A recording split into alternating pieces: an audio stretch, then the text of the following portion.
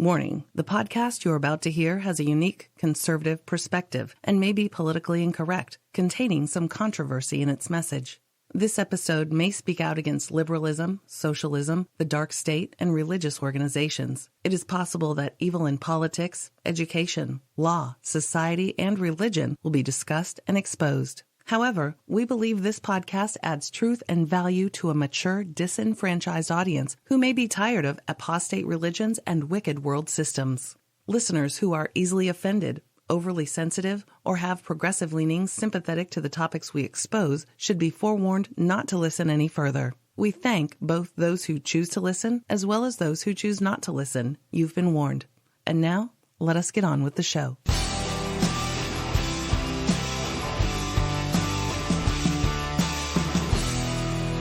Hello, welcome to the Freedom Friday show. Today's date is June 9th, 2017. That's right. We're going to talk about some good things today, Miss KAPOW. It's crazy stuff. Awesome. Yeah, it's the end of the world. First of all, we're going to talk about this total eclipse of the sun that's coming up. But it's not just the eclipse of the sun. It's what the U.S. Post Office is doing to celebrate it. I know. Scary. Very odd. I find it just odd. I really do. And then this making of zombies. This is a fascinating story about a company that wants to reawaken the dead. I know. How arrogant, huh? Very arrogant. Can you imagine? Can you imagine just they think they can resurrect the dead? Crazy. And then this is a really disheartening story about drug deaths in the USA. Unprecedented. They've increased more in 2016 than they ever have in history, partly due to these opiate abuses. But, me and my tinfoil hat, it's not really a tinfoil hat. It's facts. In the 80s, the CIA, our own government, funded crack cocaine in the Los Angeles ghettos and all around California. I worked the streets in the 80s. I worked narcotics in the 80s on the street. And crack cocaine was everywhere. Of course, we had no idea that our own government was putting it there. Mm-hmm. And they used that to fund their wars. So, what I found that was interesting was the graph that they have in this article. Amazing. The drug overdose deaths from 1980 to 2016, it just kept rising. It looks almost vertical, doesn't it? Mm-hmm. It just goes like straight up. Really, we're in a world of hurt. Faster than any time in history. Mm-hmm. And then this one, here's a very annoying article. They're all annoying, but you have to have at least one thing on Freedom Friday that really annoys Miss KAPOW. And this is Hillary Clinton. She prays every day. And we're going to introduce you to her pastor, this Mr. Shyster. I think his name is Shady or something. But I want to call him Mr. Shady. Yeah, there you go. That's a good one. Amazing. And then to show that our whole society has declined into chaos and stupidity, you have grown men and women working for the TSA that scuffle and fight and throw into jail some little 82-year-old woman who doesn't want to give up her water bottle or something like that. And they throw her in jail. Quite amazing, the world we live in. Yeah, absolutely. They don't know anything about customer service or being cordial. Or common sense. Yeah. Just common sense would have handled that problem. Unbelievable. So before we begin, Ms. KAPOW, give us the scripture that applies to all this mess. Okay, I have it, Isaiah 13, 6 through 11. And it says, Howl ye, for the day of the Lord is at hand. It shall come as a destruction from the Almighty. Therefore shall all hands be faint, and every man's heart shall melt. And they shall be afraid. Pangs of sorrows shall take hold of them. They shall be in pain as a woman that travaileth. They shall be amazed one at another. Their faces shall be as flames. Behold, the day of the Lord comes, cruel both with wrath and fierce anger, to lay the land desolate, and he shall destroy the sinners thereof out of it. For the stars of heaven and the constellations thereof shall not give their light. The sun shall be darkened in his going forth, and the moon shall not cause her light to shine. And I will punish the world for their evil, and the wicked for their iniquity, and I will cause the arrogancy of the proud to cease, and will lay low the haughtiness of the terrible. Amen. I like that scripture that you picked because of the total darkness of the sun.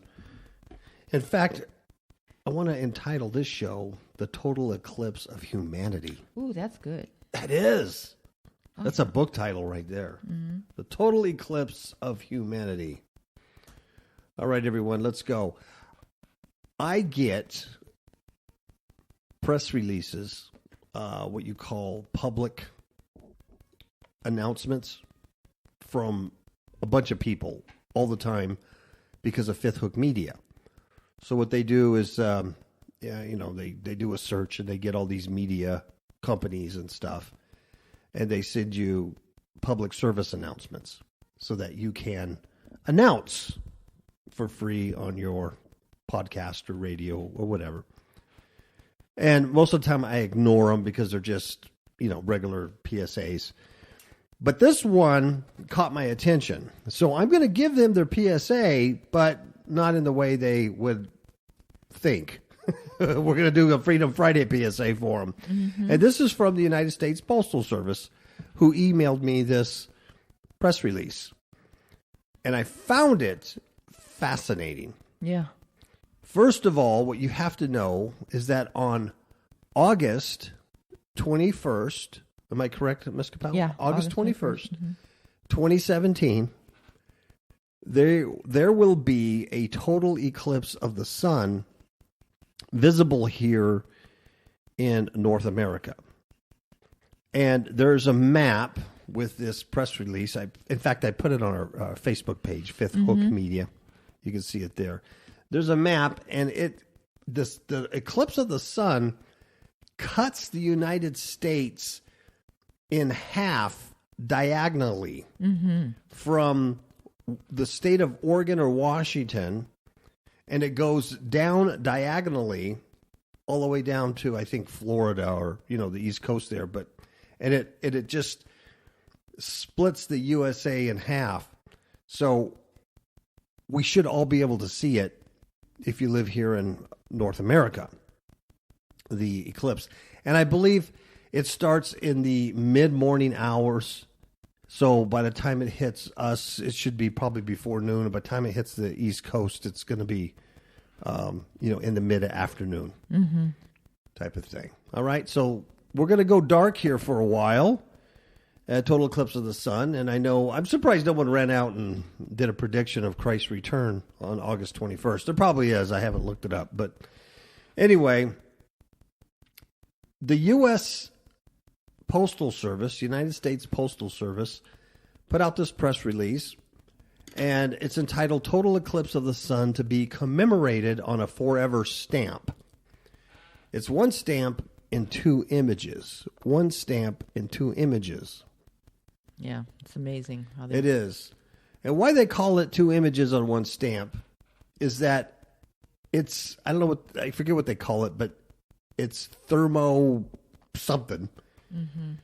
And it's on the stamp is a total solar eclipse, a picture of a total solar eclipse. Thermochromic ink. What is it now? Thermochromic ink. Thermochromic ink. And when a person puts their finger on it and applies heat to that image, then the image turns into the moon, a picture of the moon. Right. I don't know.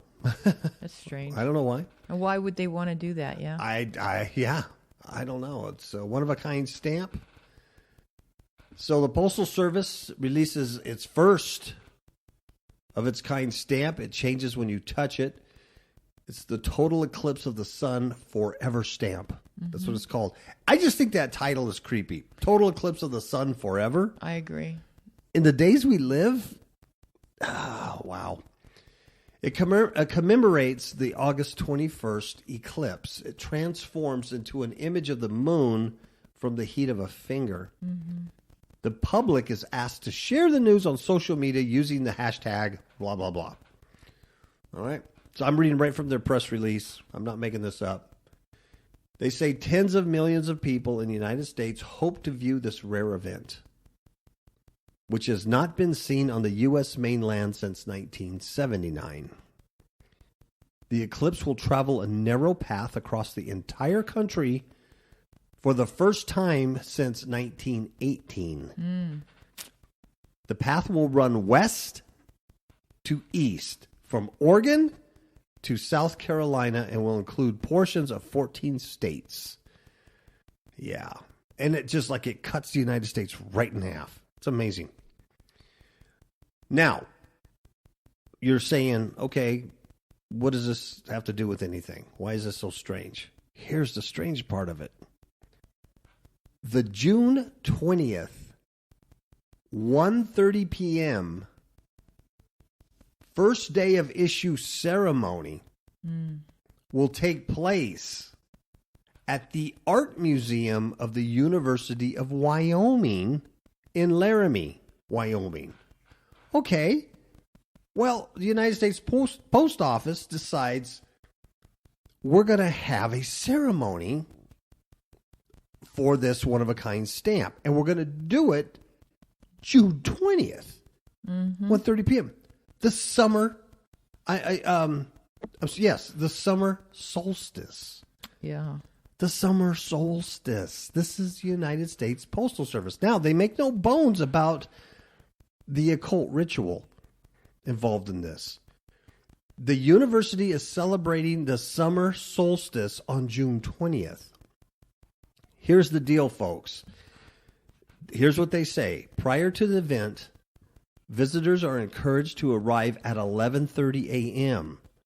to witness a unique architectural feature where a single beam of sunlight shines on a silver dollar embedded in the floor, which occurs at noon on the summer solstice in the University of Wisconsin Art Museum's Rotunda Gallery. Yeah. Wow. Is that pregnant with a cult ritual? Yep. This is just like Chichen Itza. It's what the Aztecs did, the Mayans did. It's the Georgia Guidestones, where they have the architectural features. They have a little hole, where that sun comes up at a certain time of the year on a solstice, winter solstice, spring. And it lights up that interior of the gallery, and it lights up that little idol. Well, this one lights up a silver dollar. Oh, in God we trust. Yep. In God we trust. That's embedded on the floor, and that's at precisely 12 o'clock on winter solstice. Okay, why? You know what I mean?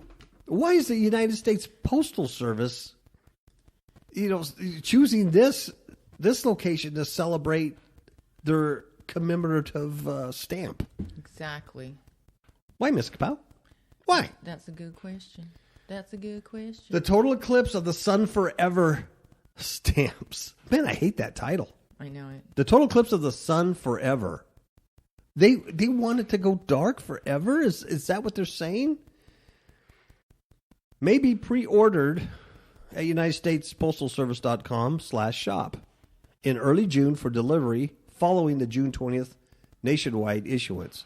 I'm going to get me several of them, and I'm going to post them all around my house. The back of the stamp pane provides a map of the August 21st eclipse path and times it may appear in some locations.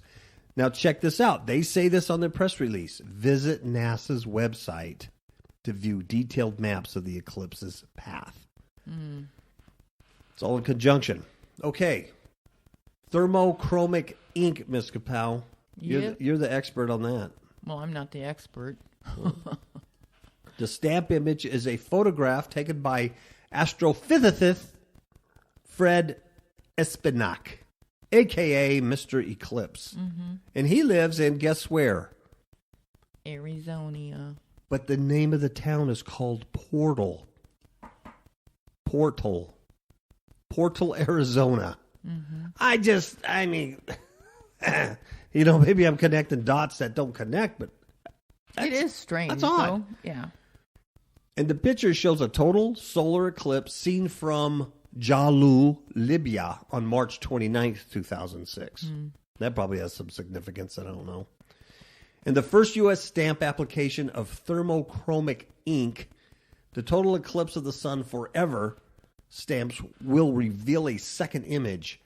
Using the body heat of your thumb or fingers and rubbing the eclipse image will reveal an underlying image of the moon. And this image, Mr. Eclipse also took. Yeah. And then the image reverts back to the eclipse once it cools. Mm-hmm. Interesting.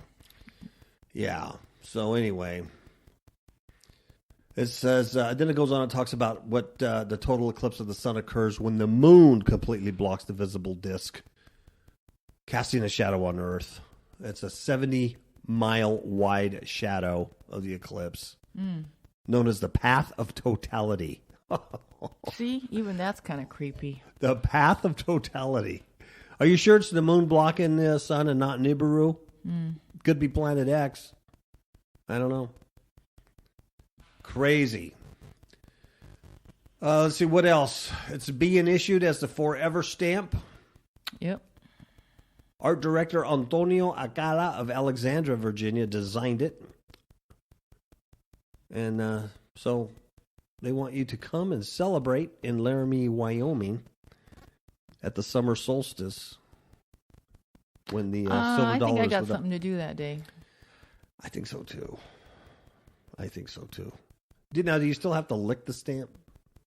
I haven't done that in a long time. I always get that sticky stuff. Well, if they can make a stamp that can change, I don't trust it. I don't know if I'd lick it. That's how they're going to implant the chip. No one knows it. But by licking the stamp, I don't think anybody would actually use it to mail a letter, do you? This is more of a keepsake thing. I don't know.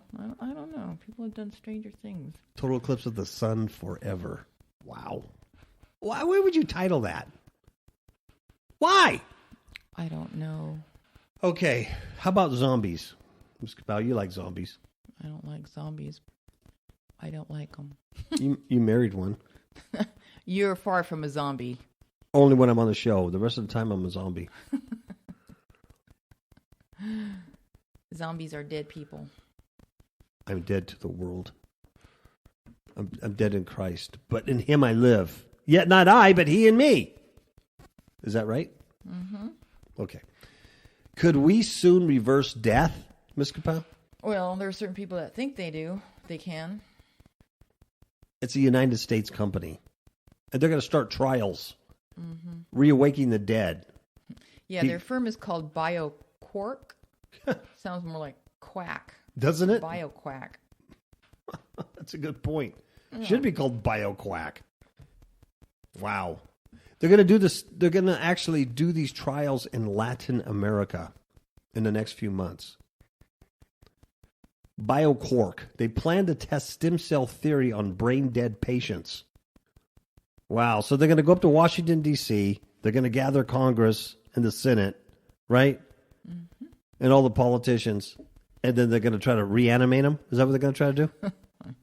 That's crazy. That's crazy. The method, which hasn't been tested on animals, That's good. will be tested in Latin America.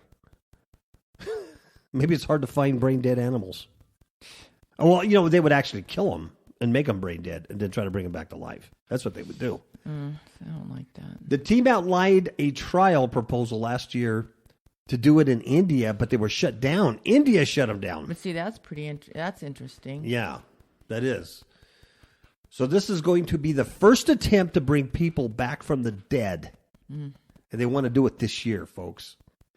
BioQuack, as Ms. KAPOW has named them, BioQuack, They're based in Philadelphia. They announced in late 2016 that they believe brain death is not irreversible. See, and isn't Philadelphia the Brotherhood That's right. state? And then there was a Philadelphia experiment, too. Cream cheese. Philadelphia, okay, you got cheese. Okay, now you got me crazy. No, I've woken up from the dead. Well, check out this guy's name. He's the CEO. His name is Ira Pastor. Wow. He probably pronounces it pastor. But I like to say pastor. So the pastor has revealed they will soon be testing an unprecedented, there it is again, that word, unprecedented stem cell method on patients in an unidentified country in Latin America, confirming the details in the next few months. To be declared officially dead in the majority of countries, you have to experience complete and irreversible loss of brain function or brain death. Come on, folks. That's like, what, 85% now of our population? Yeah. They're walking around. They're totally brain dead. Have you been on the freeways lately? Well, that's why they've had to redefine dead. Yeah. It doesn't mean that you're not still walking around doing things and bumping into people at Walmart. Yeah. According to Pastor, BioQuack has developed a series of injections that can reboot the brain, and they plan to try it out on humans this year. Oh, dear Lord. And they have no plans to test on animals, Ms. KAPOW, so they're good, right? They're good. I wonder. Yeah. Okay. Yeah, who wants to bring back an animal when you can bring back a guy? Mm-hmm. Now, the inaugural stage of the trial will likely follow the plans laid out last year for a trial in India, which was thwarted. Initially, Pastor and his collaborator, Himanshu Bansal, I don't make that up, is an orthopedic surgeon. What is an orthopedic surgeon having anything I to don't do know. And with it almost the seems brain? like if they are really going to bypass testing on animals first and do it on humans, it almost seems like there's an urgency for this. It does, huh? Because India shut them down. They know they can't do it here. Their time is short. Just they're going to go to Mexico or Latin America. Well, days after announcing their ambitions, the plan was blocked in India by the Indian Council of Medical Research, and they told the duo to take their trials elsewhere. What does that tell you? The study gave wider public an idea as to how they plan to approach the trials. Now, this is the first stage of what they're going to do. They call it first in human neuroregeneration and neuro reanimation. Could be first inhumane neuroregeneration, right? Could be. You're right. It could be. Because this is weird. Yeah. They plan to examine individuals aged 15 through 65 declared brain dead from a traumatic brain injury using MRI scans in order to look for possible signs of brain death reversal.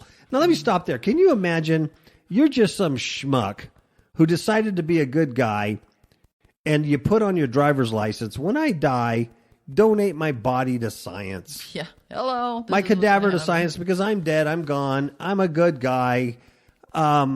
Whatever. So you have that, on your card.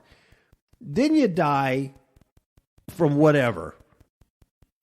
Maybe you die a horrible death of, some debilitating disease. And then all of a sudden, you got the reanimator guys reanimating you. And you're like, whoa. And they're trying to bring you back into that body with a bunch of other things. Yeah. That can't happen. But it's crazy. So while the team said they plan to examine individuals, right, first, that had brain trauma, and then they were going to harvest stem cells from the patient's own blood and inject this back into the body. Next, the patient would receive a dose of peptides injected into their spinal cord. Ugh. Finally, they would undergo a 15-day course of nerve stimulation. I wonder why just 15 days. And that would involve lasers and median nerve stimulation to try and bring about the reversal of brain death while monitoring the patients using MRI scans. I mean, that's horrible because this person, if they did succeed in this, this person's going to die again anyway. Or whatever they died from, like a disease or something, it's still there. I mean, come on. Yeah. Wow. Or what if you bring them back to life and they go, it didn't work. And then, but yeah, they are alive. And then you bury them again alive. Oh, I mean, come on. Yeah. I mean, I'm making a sci-fi movie up here, but that's what it sounds like. But what's bad is that these people really don't have any, they have no right. They can't say anything. They can't consent or non-consent this stuff. No, they're dead. So especially if they donated their body to science or medical research, which I'm sure this is where they're going to get the cadavers. And then a family doesn't have any say-so in it because this person is, when they were alive, has donated their cadaver. Wow, dude. Wow. Yeah, but you can see some legal ramifications here. Oh, wow. Yeah, that's crazy. Well, the BioQuack trials are part of a broader project called Re-Anima. See? And Pastor is on the advisory board of Re-Anima. According to the website, the project is exploring the potential of cutting-edge biomedical technology for human neuroregeneration and neuroreanimation. Last year, Pastor said the mission of Re-Anima project is to focus on clinical research in the state of brain death or irreversible coma in subjects who have recently met the Uniform Determination of Death Act criteria, but who are still on cardiopulmonary or trophic support, a classification in many countries around the world known as a living cadaver. Yeah. So in other words, they're still on like a life support system. Is that what that means? Oh, well, that's another good reason to pull do the plug. To do what do you call it? Yeah, I know. We signed one of those. When you die, you pull the plug. Don't keep me up. I don't want to be a shivo. Yeah, you don't want to be a vegetable. Come on, my goodness. Wow, that's even worse. You know what the thing is then? So if these people the plug hasn't been pulled on them, but they're brain dead, right? That means the families are still involved in this. So it's like giving the families hope that they're going to bring these loved ones back, reanimate them. Jeez. See, I don't My like goodness. that. I know. That's what I'm saying. There's going to be some, legal ramifications for all this stuff. Yeah, that's especially really when the person that's being reanimated is suffering after that. Oh yeah, just because you bring them back to life doesn't mean they're gonna function properly, even mentally. And then if there's not an election year and they can't get elected into Washington, what are they gonna do? What are they gonna do? Drug deaths in America are rising faster than ever before in history. Like Ms. KAPOW said before, when you start from 1980 to 2016, this graph virtually goes straight up. Straight up. It passed peak gun deaths in 1993. It passed peak HIV deaths in 1995. It passed peak car crash deaths in 1972. Drugs are killing more people than anything else. Yep. Anything else. See, why would they? Wouldn't you think that they would put a lot more emphasis on getting rid of drugs than they would on guns? You would think, because the drugs are killing people a whole lot more than guns are. Or, yeah. You would think in a logical world. But I don't trust that these drugs are coming from drug dealers. No, it's on purpose. Yeah, I honestly think it is. Well, you go to the doctor, the first thing they want to do, they don't even examine you anymore. And this was years ago from personal experience. They just give you medication. Yeah, this is what you need. Take this, prescribe it. They did the same thing with me. Exactly. I came back and said, I can't take this stuff. I go, I don't like the way it makes me feel. And I remember he looked at me like I was crazy. Oh, yeah. Like, how could you not like the way it makes you feel? That's the whole idea, is that you're stoned. Yeah, my doctor was angry at me. That's right, because you didn't want to take those medications. Yeah. Some mood elevators or something. Yeah, I don't like the way it makes me feel. It's like this marijuana crap. You know, I'm not going to talk about it right now, but this medical marijuana stuff, man, that is not regular plant stuff that's been hybrid. I'm telling you, there's a whole lot more sinister. Oh, definitely. Good night. It's something that you're going to be addicted to. Yeah. And God only knows what they put in that stuff. Yeah. That's going to alter your chemical makeup inside. I'm telling you what, at the very least, the plant seeds are genetically modified. At the very least. These aren't plants that are just hybrid. These are different. At the very least, the seeds are genetically modified. I think at the higher levels, there's actually magic and witchcraft and spell binding on the chemicals themselves. I really believe that. Because it's taken over people like crazy.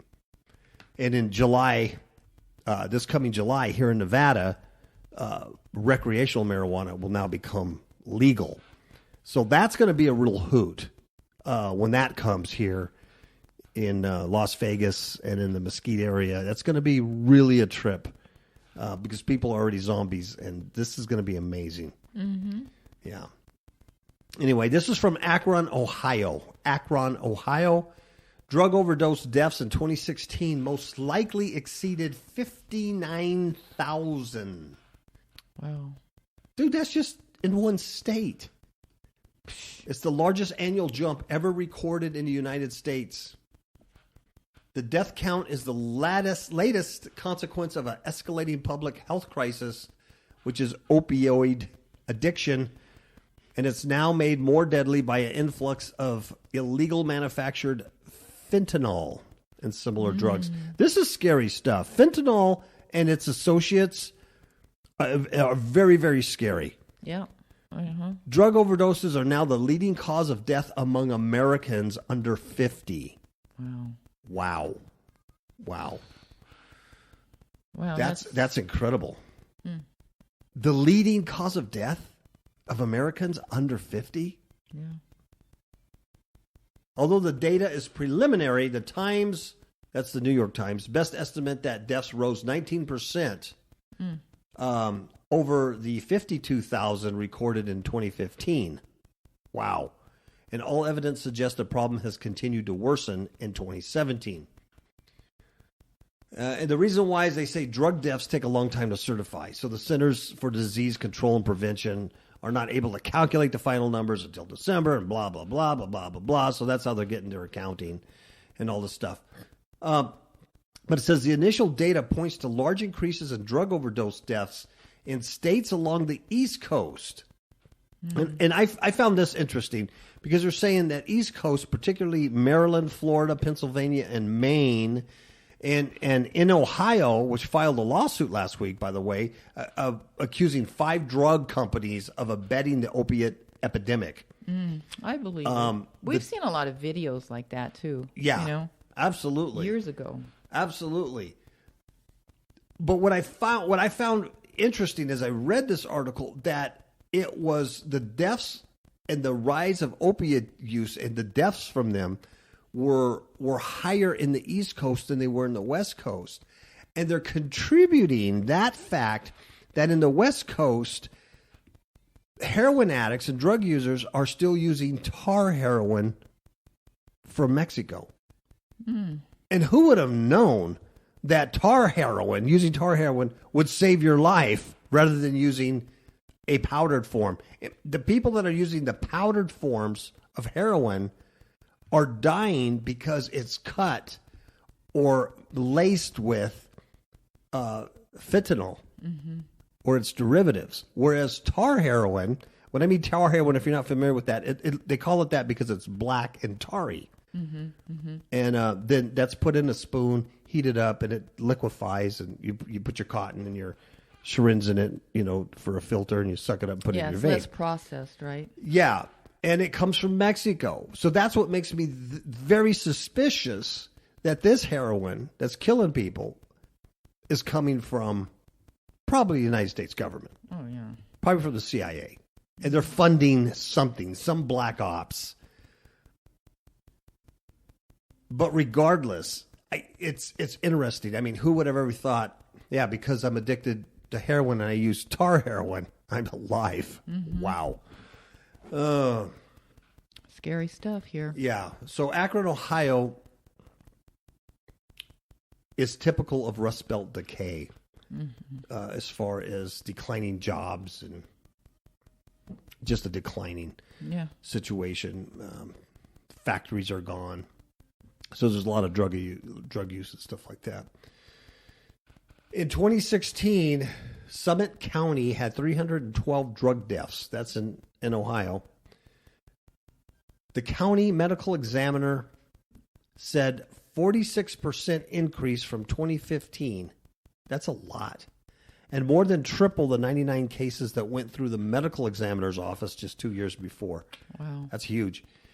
There were so many last year that he said that on 3 separate occasions, the county had to request refrigerated trailers to store the bodies because they'd run out of space in the morgue. Wow. People are dying from this stuff. stuff. That's terrible. Yeah. And it goes on. That in Monterey County, home to Dayton, of the 100 drug overdose deaths recorded in January and February, only 3 people tested positive for heroin. Only 3.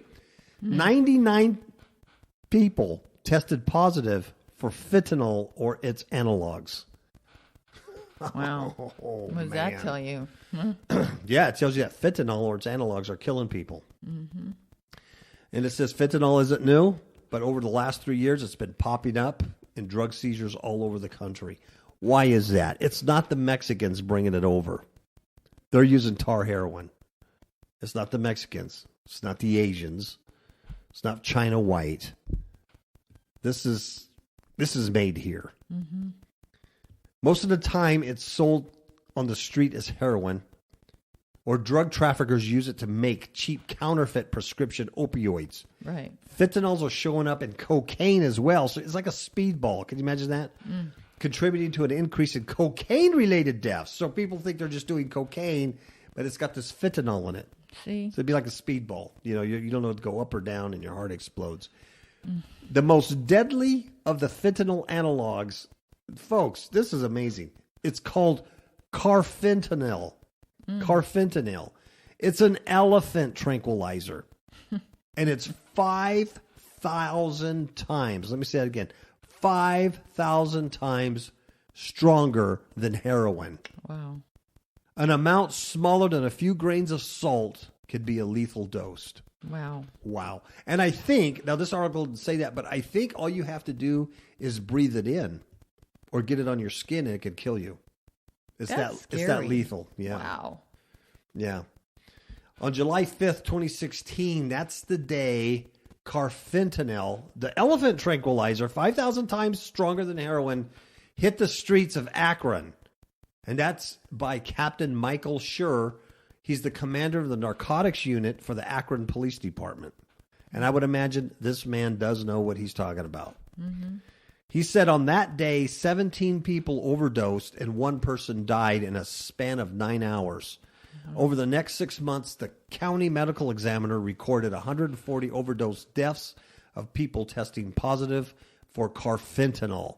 Just 3 years earlier, there were fewer than 100 drug overdose deaths of any kind for the entire year. So he marks that date, July 5th, 2016, is the day it hit the streets. Wow. My gosh. Good Lord in heaven. The day after the 4th of July. Good Lord, yes.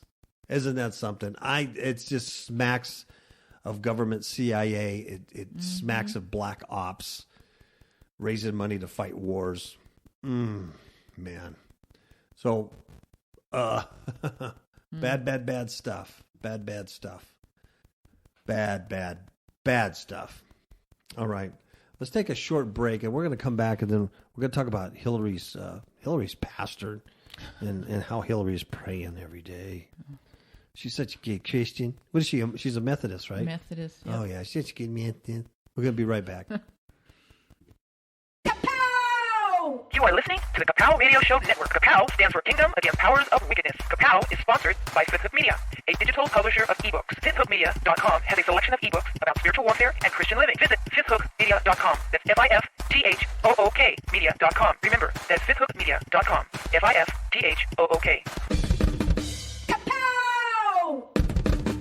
What's up, yo? I like it. I'm done, yo. Demons in My Marriage Bed from all online digital retailers, such as Amazon.com. Demons in My Marriage Bed, a true story of spiritual warfare, changed the way my spouse and I conduct spiritual battle, and has increased our alertness level to the tactics of Satan. Please do not be fooled that such things cannot happen to you. Rather, get prepared and become the spiritual warrior needed to overcome in these perilous times in which we all live.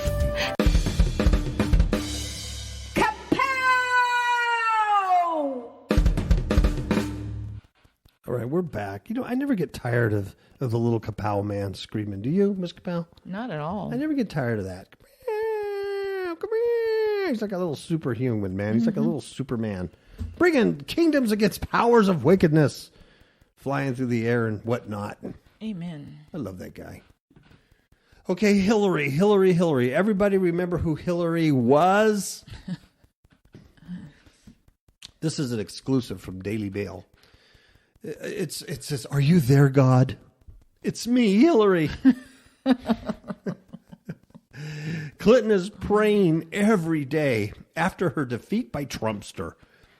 Reveals pastor who sends her special prayers about being strong. That's a pastor. That's a pastor for you. Oh, yeah. He has no other motive than... No. There's no financial gain, or there's no... there's no networking to be done that you're associated with the Hill Dog or whatever. No, he's just a good guy. Hillary Clinton's pastor, the Reverend Bill Shady. Isn't that something? You couldn't have picked a better name. I'm Shady Shady. Well, he tells DailyMail.com he sends daily prayers to defeated Democratic candidate about being strong. He said that Clinton has been finding strength and hope in her Methodist faith. Remember, not faith in God. No. The Methodist faith. As she tries to understand what went wrong. God, what went wrong? I thought I had the world. Reverend Shady, the Shady, sent Clinton a daily devotional throughout her presidential campaign and needed team of writers to put them together.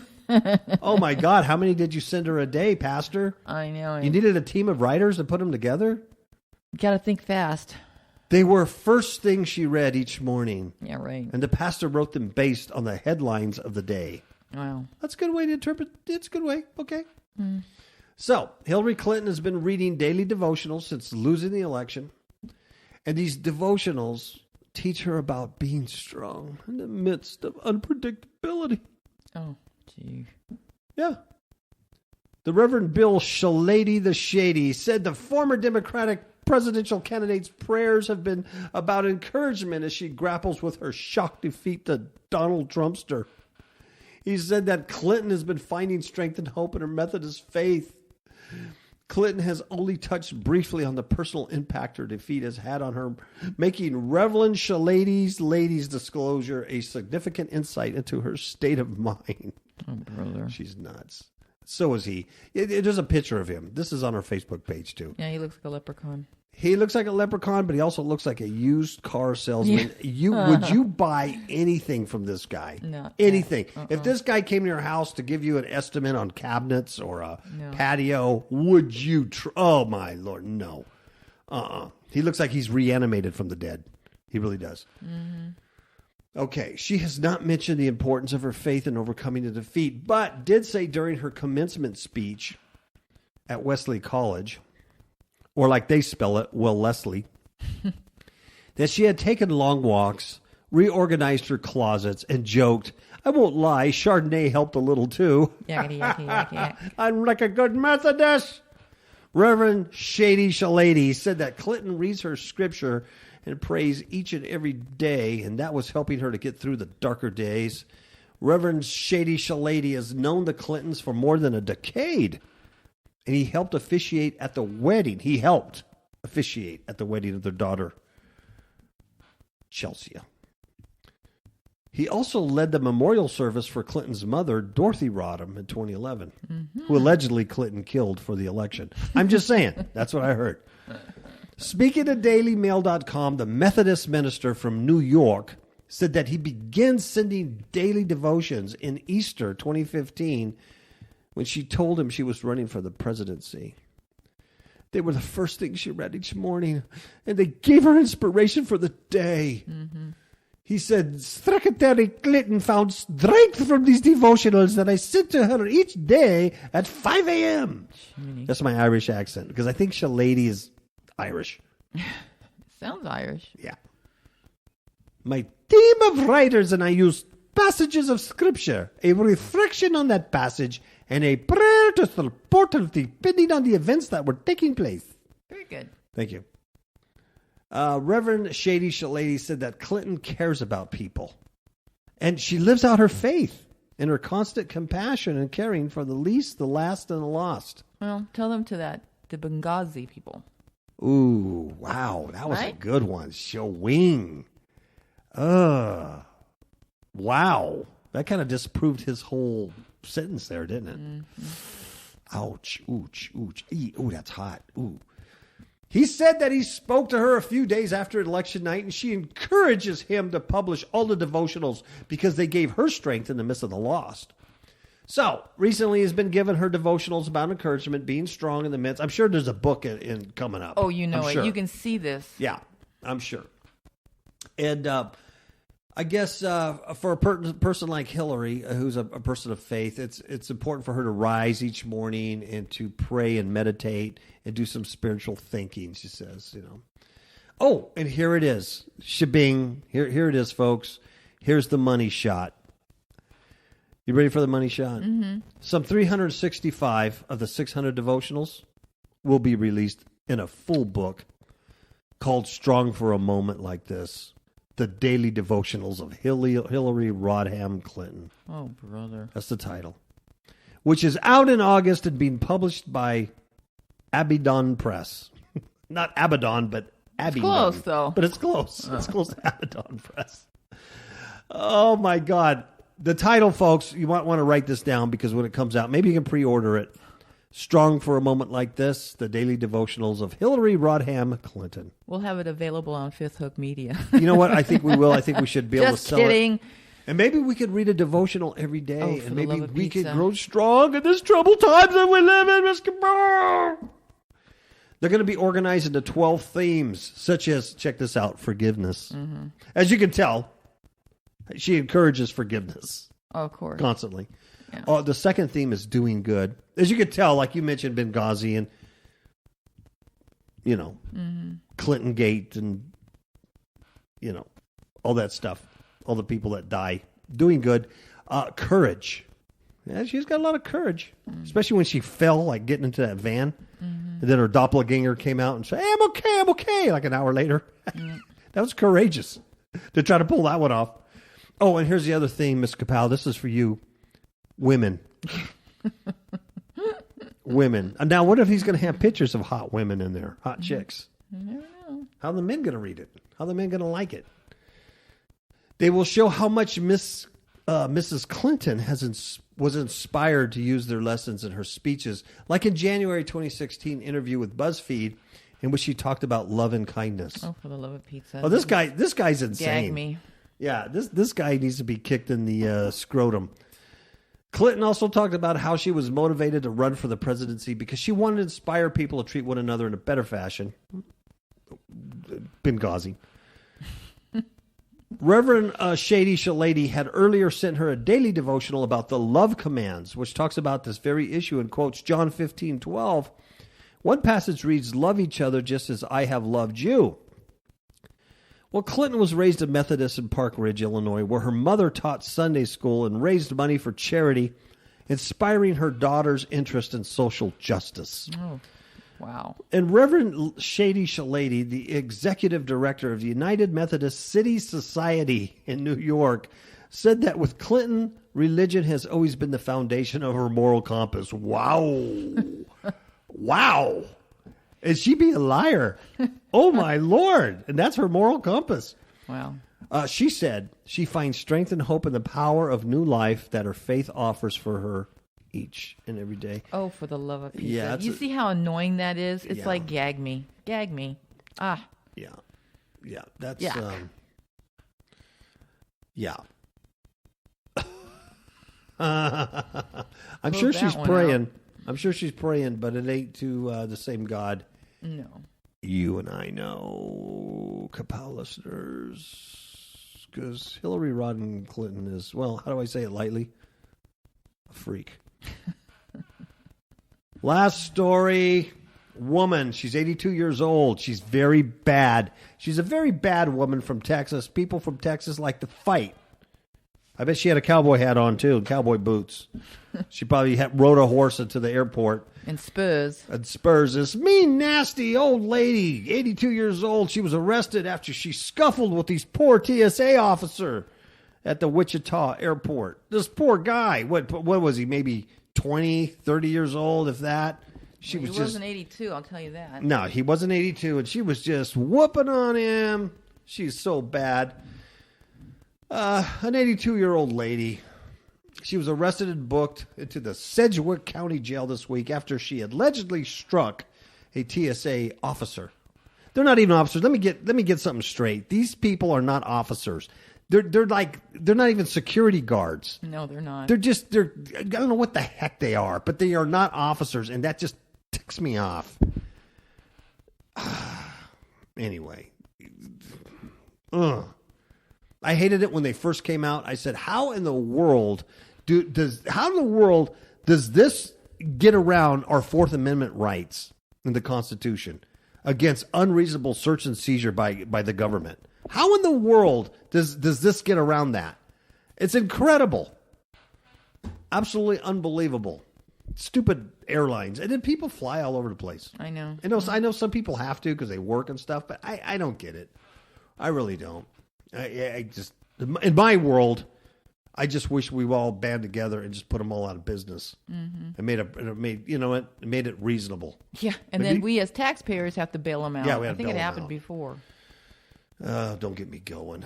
Anyway, this mean old lady, she was arrested after she allegedly struck a TSA guy who tried to confiscate an oversized bottle of liquid from a carry-on bag that she had planned to take on a flight.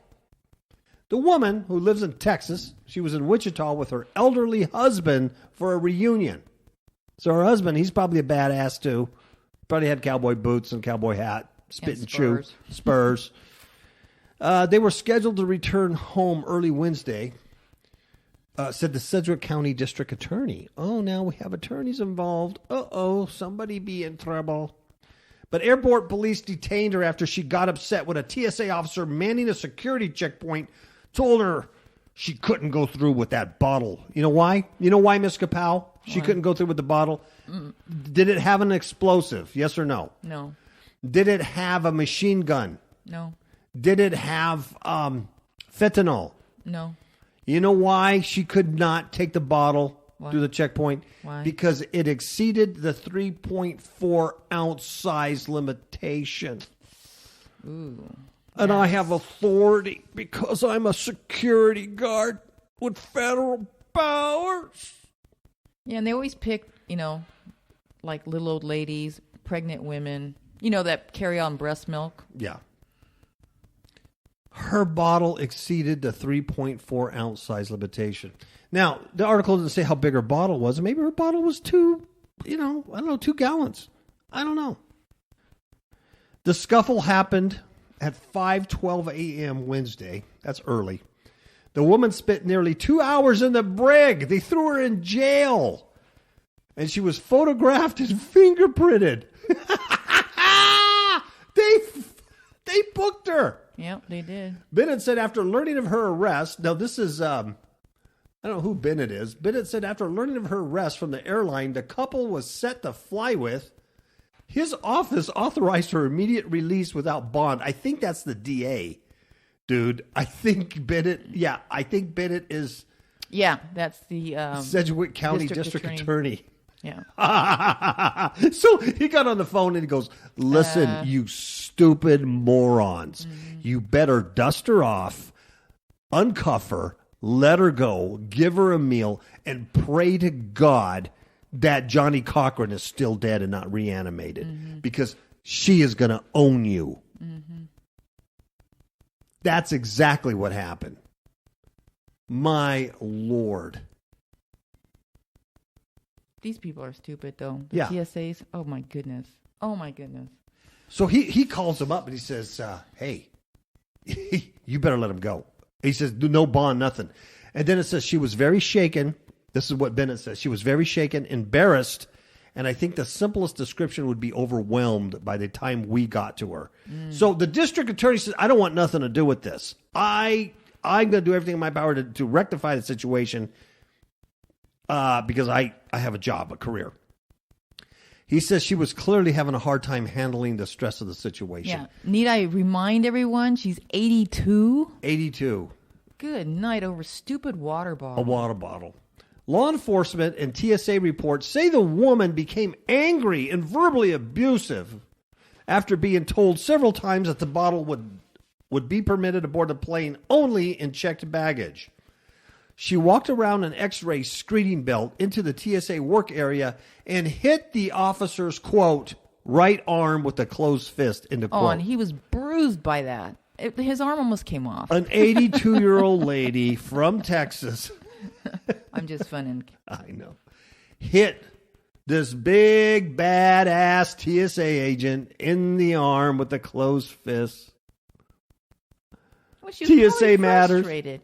Because I know how that is. You know, I mean, when they say, okay, you can go and have it checked in the luggage, that would mean that she would have to get out of line and go to the luggage place and have it put in back. It's just so complicated that she would have missed her flight. She's just going to throw away the bottle. Yeah, that's what they want you to do. Yeah. You know what I mean? So they can get it afterwards and use it. take it home and Or suck whatever. on it. Yeah. The TSA moron found the bottle during a routine search of the bag after it triggered an alarm. This was spokeshole Carrie Harmon. She said this in an email response to questions.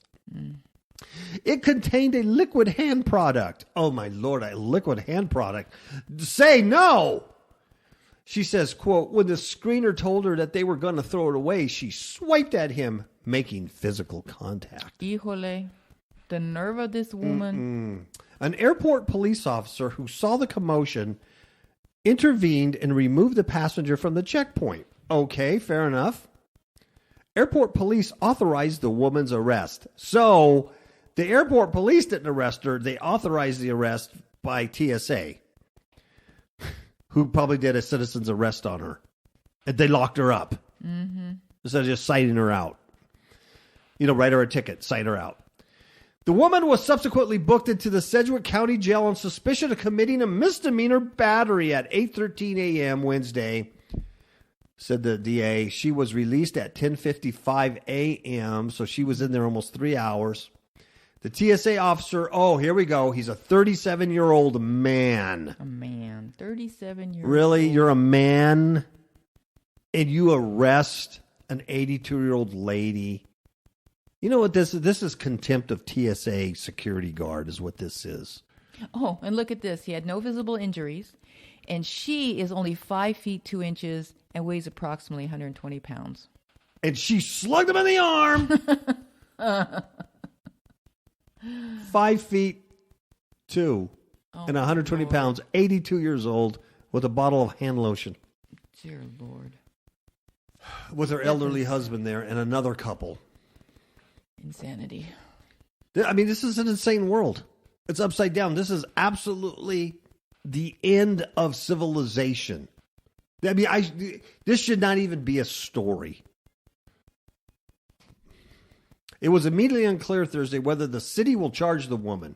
Go ahead. Try. Yeah. Go ahead. Try. I would hope you did. Really. Because, yeah.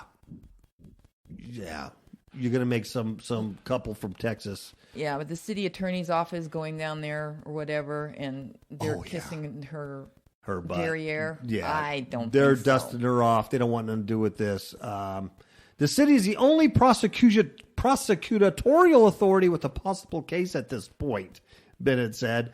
In other words, the DA's office, they work at the county, the district attorney is the county, said, I don't want anything to do with this. He's Pontius Pilate right now. Yeah, I don't want my it. hands. So the only one who could do it is the city attorney. They're not going to do it for some 37-year-old TSA loser who got hit in the arm.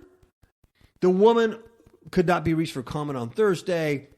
A spokeshole for the airport referred questions about the case to the TSA. No one wants anything to do with this.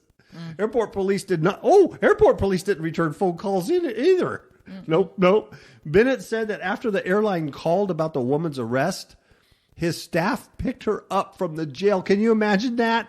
The DA sent staff to pick her up from the jail. They took her back to his office, gave her something to eat and some coffee to warm her up. See, and they wouldn't do it out of their kindness of their heart. They're trying to say we did everything in our power to help this poor lady who's gonna, she's probably gonna get a new house out of it.